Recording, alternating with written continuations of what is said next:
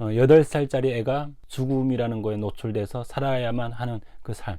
국가가, 국민을 책임져야 할 국가가 국민들을 내팽개친 거. 그 속에 또 깊이 또 파고들면 당연히 사랑하고 아껴주고 키워야 하고 책임져야 할, 절대로 포기해서는 안 되는 그 자식들을 버리고 가는 부모들이 있다는 거죠.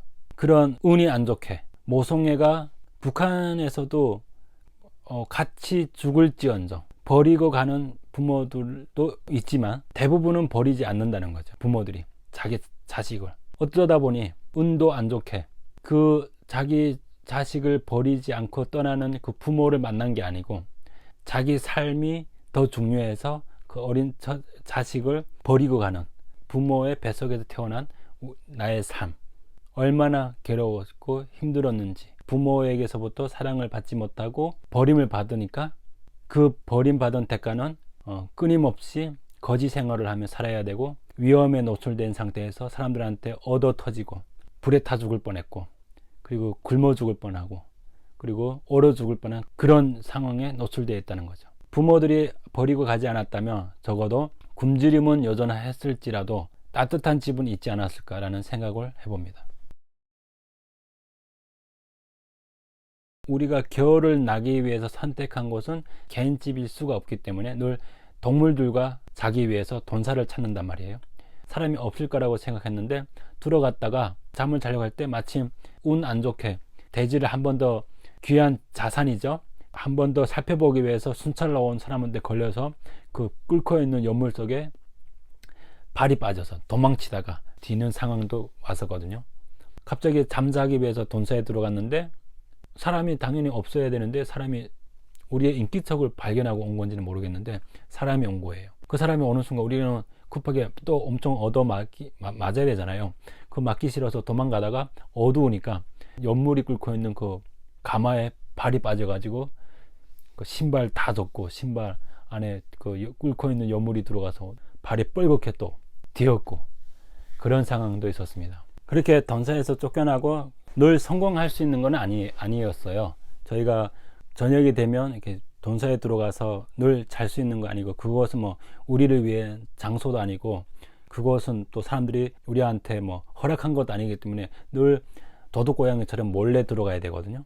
어떤 곳은 보안이 너무 철저해서 들어갈 수 없고 그러잖아요. 봄이 찾아오면 북한에서는 한 해 농사를 잘 짓게 하기 위해서 흙을 불에 태우거든요. 그래서 그 흙을 이렇게 무덤처럼 엄청 큰 무덤으로 쌓아놓고 그 밑에 소나무, 온갖 젖은 나무들을 넣고 불을 뗍니다.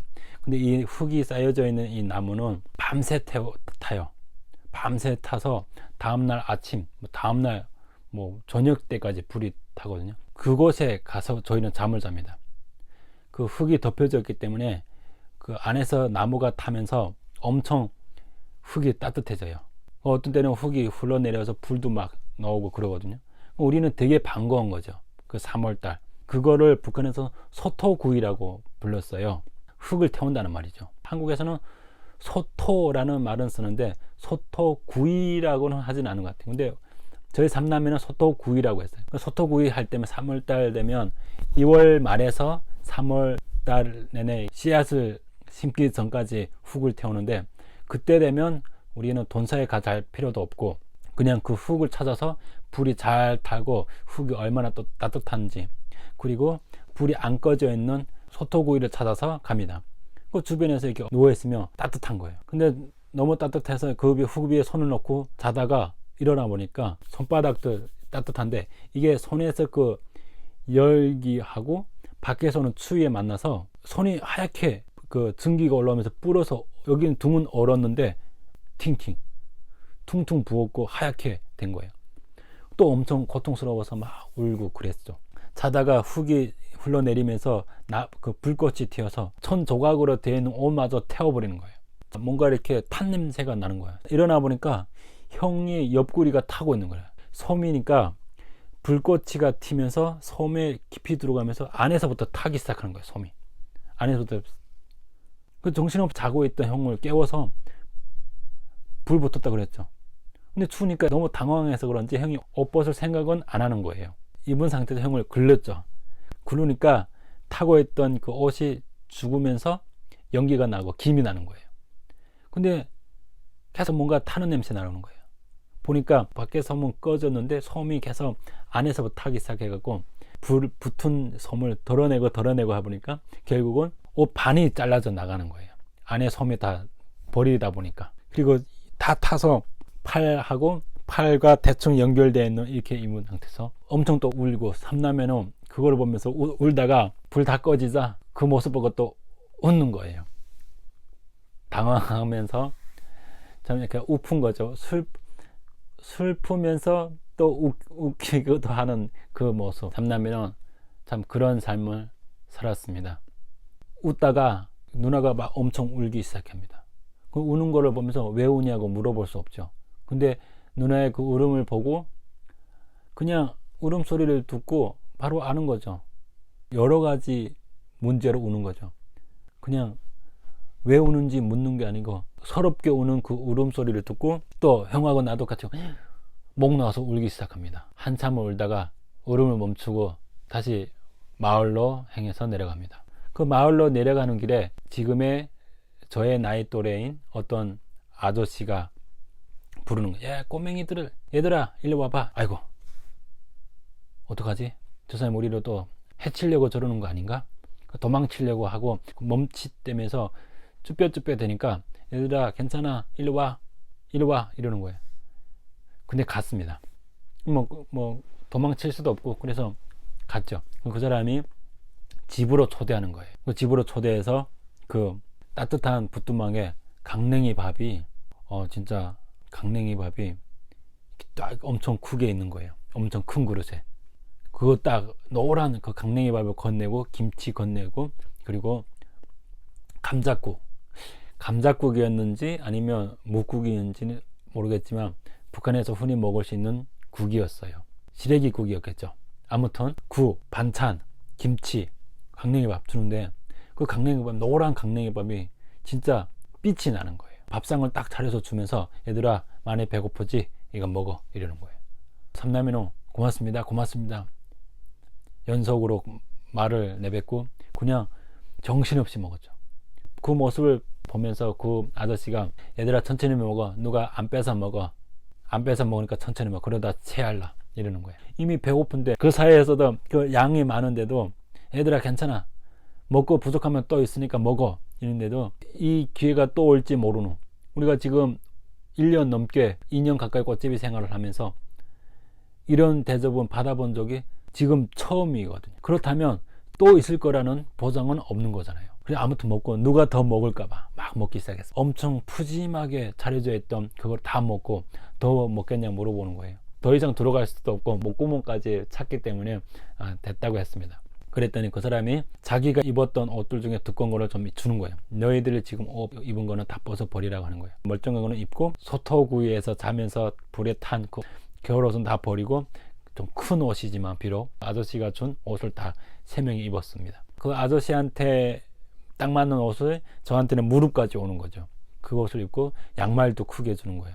신발은 없으니까 그냥 양말을 몇 개씩 신으라고 2개씩 주는 거예요. 그리고 아저씨는 출근해야 되니까 여기 너희들 있을 수 없으니까 나중에 더 먹으라고 강냉이 밥이랑 김치 이렇게 같이 섞어서 봉투에 담아서 주는 거예요.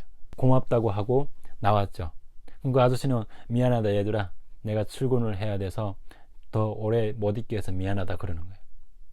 운인을 만난 거죠. 그 사람이 우리가 그 집에서 나오고 나서 한참 이렇게 뒤돌아서면서 아저씨 고맙습니다 라고 계속 말하면서 결었습니다. 그 아저씨가 계속 쳐다보는 거예요. 그러면서 손으로 이러면서 괜찮아 하는 거. 이롭다고 일하는 거죠. 북한말은 이롭다 그러면서 얘들아 오래오래 살아, 꼭 살아남아라 하는 거죠. 그 말을 들으면서 단 한 번도 누가 부모도 안 해준 말, 아무런 혈연 관계가 없는 완전 남인 그 사람이 따뜻한 밥을 챙겨주고 자기도 몇 벌이 없는 그 옷을 가져다 우리한테 입히면서 오히려 사과하는 거예요. 애가 없어서 너희들한테 제대로 된 옷을 입힐 수 없다라고 말하면서 벌 없는 그 옷마저 우리한테 양보를 해주고 따뜻한 밥을 제공해주고 가는 뒷모습을 계속 보면서 얘들아 꼭 살아남아라, 죽지 말고 꼭 살아남아라 하는 그 말이 얼마나 감동이고 지금 생각해도 그 사람한테는 되게 고맙게 생각하고 있습니다. 아직도 잊혀지지 않는 그 풍천 6반이라는 그곳에서 그 아저씨가 지금의 내 나이 또래면 아마 이제는 할아버지가 됐었겠네요.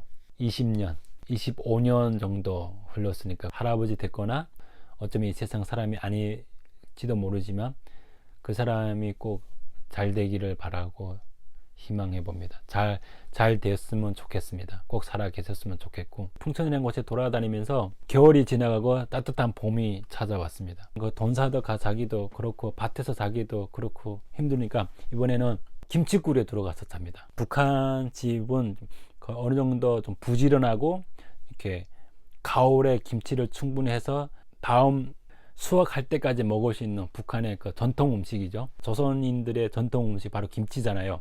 그 김치를 오랫동안 먹기 위해서 된장하고 김치 그리고 온갖 그 수확한 그 채소들을 김치굴에 넣거든요. 그리고 그 김치굴에 넣으면 얼지 않고 언제든지 꺼내 먹을 수 있으니까. 어떤 집은 열쇠를 걸어 놓고 그러는데 어떤 집은 그냥 돌을 위에 올려놓고 그냥 비닐 방막을 뒤집어 씌워놓고 약간 살짝 너무 티가 안 나게 살짝 무덤처럼 살짝 이렇게 올려놓고 그 위에 비닐 방막 그리고 담요를 덮어놓고 그리고 흙을 살짝 이렇게 얹어놓고 있거든요.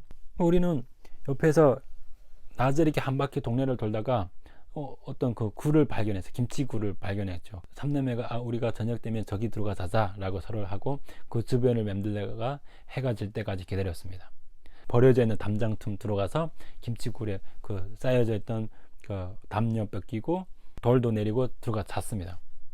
근데 이거를 미처 생각을 못했던 것 같아요. 그 안에 들어가면 원래대로 있어야 되거나 아니면 사람한테 들키면 근데 들킬 거라는 생각을 안 한 건지 미처 그런 생각은 하지 않았습니다. 일단은 이 추위를 모면하기 위한 그 급급함이 컸기 때문에 일단은 잠은 자야 되잖아요.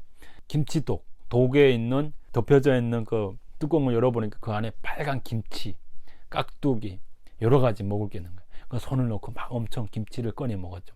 그 김치 속에 그 집은 명태 대가리, 명태 이런 것들 넣었단 말이에요. 그거를 골라서 먹고 배추를 엄청 먹고 배부르게 먹었어요.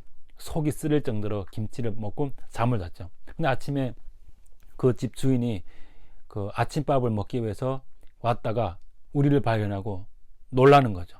그러면 엄청 막 때리고 그 김치 뚜껑도 정리가 안 됐고 막 꺼내 먹었으니까 김치 국물이 바닥에 다 떨어지고 그랬거든요. 그 꺼내 먹으면서 그 김치 국물도 땅에 떨어지고 지저분해졌어요. 근데 그 모습을 보고 그 아줌마가 놀래가지고 그 들고 있던 그릇으로 막 머리를 때리고 막 엄청 때리는 거예요. 거기서 또 엄청 맞고 미안합니다 하면서 또 나왔었죠. 그러다가 그런 삶을 오랫동안 살다가 따뜻한 봄이 찾아왔습니다. 근데 저희 삼남매는 이미 오랫동안 거의 뭐 2년 동안 머리도 안 자르고 있었기 때문에 머리가 장발머리 3명 다 머리 서면 다 여자아이 착각할 정도로 머리가 다 길렀단 말이에요. 2년 동안 꽃제비 생활을 했지만 꽃제비 전부터 씻지를 않았기 때문에 머리가 굳은 거예요. 딱딱하게 뭉쳐있고 그 안에는 이들이 엄청 많은 거예요. 그 마을에 있던 사람이 어떤 아저씨가 그 모습을 보고 저희들을 부르는 거예요. 가니까 이제는 날씨도 풀렸고 따뜻하니까 너희들 머리를 다 밀어버려 줄게 그러는 거예요. 오케이 좋다고 했습니다. 그래서 저희들을 다 앉혀놓고 그 머리를 이렇게 자르는 거예요. 근데 그 가위가 녹슨 가위. 왜냐면 이 사람들은 그 제대로 된 가위를 쓰면 들어오니까 좀 약간 좀 아무튼 엄청 큰 쇠 가위를 가져오는 거예요. 가져다가 머리를 막 자르는 거예요. 진짜 막 그냥 막 자르는 거예요. 잘라서 긴 머리 다 뚝뚝 잘라 나가고. 근데 가위에 보니까 피가 묻어 있는 거예요. 그 머리 그 뭉쳐져 있는 머리 사이에 이와 석회가 가득 차 있다 보니까 그 자르면서 이 사람이 어른의 힘인데도 어른 남자가 한 손으로 못 자르고 두 손으로 이렇게 자르는 거예요. 그 오랫동안 그 돈세 자면서 돼지의 그 분비물, 돼지들의 분비물 묻고 그리고 비 오면 비 오는 대로 맞고 겨울에는 눈이 와서 또 맞고 씻지 못하니까 이게 안에서 장발에 뭉쳐져 있는 머리에 이들이 완전 둥지를 틀고 살았던 거예요. 그 가위를 막 힘들게 막 자르더니 그 가위에 피가 묻어있고 이들이 죽어 잘려져 나가면서 형도 자르고 누나도 다 잘랐죠. 세 명 다 똑같은 머리, 스님으로 머리를 만들어 놓고 되게 가벼우면서 찬 거예요. 얼굴하고 온몸은 새카만데 머리만은 하얀 거예요. 햇빛을 안 받아가지고. 그 모습 보면서 스님 머리가 돼 있는 누나 모습은 또 깔깔 웃고, 그 누나도 우리 모습 보면서 또 깔깔 웃고, 가끔 꽃제비 생활하면서 한두 번은 좀 웃었던 경험이 있지만 그 웃음이 진짜 부모님 속에서 행복한 삶을 살면서 웃었던 것이 아니라 어떤 그만큼 웃어서는 안 되는 그 상황에서 웃었다는 거는 저희들이 그렇게 웃을 일이 없었다는 거죠. 그런 삶을 저희는 3년 동안 꽃제비 생활을 하면서 계속 반복되는 일상을 살아왔습니다. 저희 영상을 끝까지 시청해 주셔서 감사합니다.